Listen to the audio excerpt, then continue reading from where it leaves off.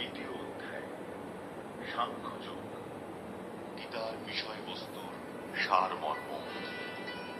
এই অধ্যায়ে পরমেশ্বর ভগবান শ্রীকৃষ্ণের কাছে তাঁর শিষ্যরূপে অর্জুন আত্মসমর্পণ করেন এবং অনিত্য জড় দেহ ও শাশ্বত চিন্ময় আত্মার মূলগত পার্থক্য নির্ণয়ের মাধ্যমে অর্জুনকে শ্রীকৃষ্ণ উপদেশ প্রদান করতে শুরু করেন।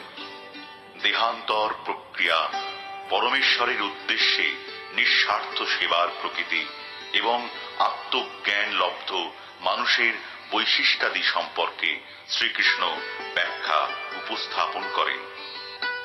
সঞ্জয় উবাচ তম তথা কৃপয়াবিষ্টম অশ্রুপূর্ণাকুলেক্ষণম বিষীদন্তম ইদম বাক্যম উবাচ মধুসূদন।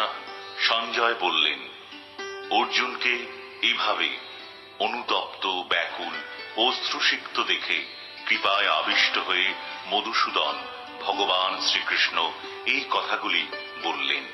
শ্রী ভগবান উবাচ কুতস্ত্বা কশ্মলম ইদম বিষমে সমুপস্থিতম অনার্যজুষ্টম অস্বর্গ্যম অকীর্তিকরম অর্জুন। পুরুষোত্তম শ্রী ভগবান বললেন, প্রিয় অর্জুন, এই ঘোর সংকটময় যুদ্ধস্থলে যারা জীবনের প্রকৃত মূল্য বোঝে না, সেই সব অনার্যের মতো শোকানল তোমার হৃদয়ে কিভাবে প্রজ্বলিত হল?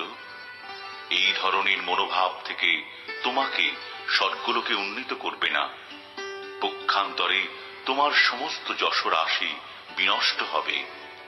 ক্লাইব্যম মাস্মগমঃ পার্থ নৈতত্ত্বয়্যুপপদ্যতে ক্ষুদ্রম হৃদয় দৌর্বল্যম ত্যক্তোত্তিষ্ঠ পরন্তপ। হে পার্থ, এই সম্মান হানিকর ক্লীবত্বের বশবর্তী হইও না। এই ধরনের আচরণ তোমার পক্ষে অনুচিত। হে পরম তপ, হৃদয়ের এই ক্ষুদ্র দুর্বলতা পরিত্যাগ করে তুমি উঠে দাঁড়াও। অর্জুন উবাচ কথম ভীষ্মম অহম সংখ্যে দ্রোণম চ মধুসূদন ইষুভিঃ প্রতিয়োৎস্যামি পূজার্হাব অরিসূদন।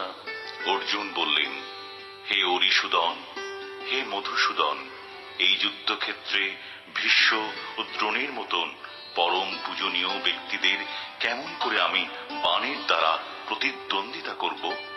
গুরুন অহত্বা হি মহানুভাবান শ্রেয়ো ভোক্তুম ভৈক্ষ্যমপীহ লোকে হত্বার্থ কামাংস্তু গুরুনিহৈব ভুঞ্জীয় ভোগান রুধির প্রদিগ্ধান।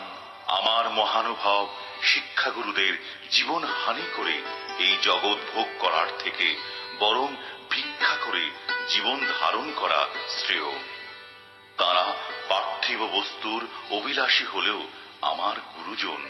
তাদের হত্যা করা হলে যুদ্ধলব্ধ সমস্ত ভোগ্য বস্তু তাদের রক্তমাখা হবে।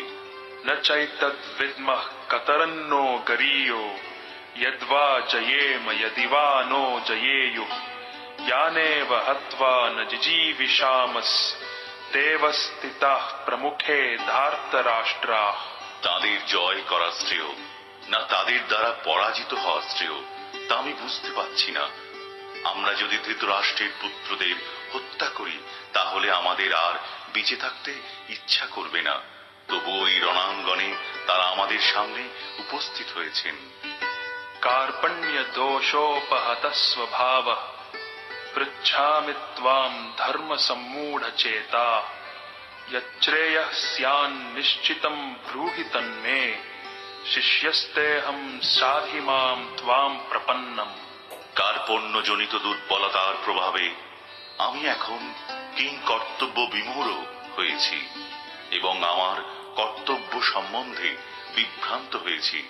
এই অবস্থায় আমি তোমাকে জিজ্ঞাসা করছি, এখন কি করা আমার পক্ষে শ্রেয়স্কর তা আমাকে বলো। এখন আমি